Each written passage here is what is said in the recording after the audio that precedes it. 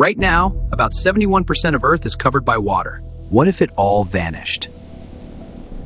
What if we stopped guessing and let physics decide? This is Vector Lab. Not drained, not evaporated, just gone. Thousands of ships would suddenly fall kilometers down into empty ocean basins. Every marine ecosystem would collapse instantly.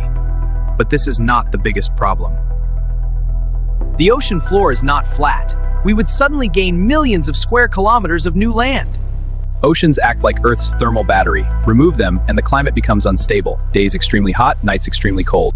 Over half the oxygen we breathe comes from microscopic marine organisms.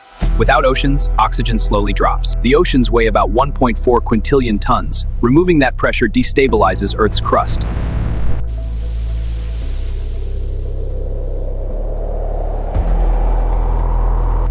The deepest trenches would become enormous frozen valleys.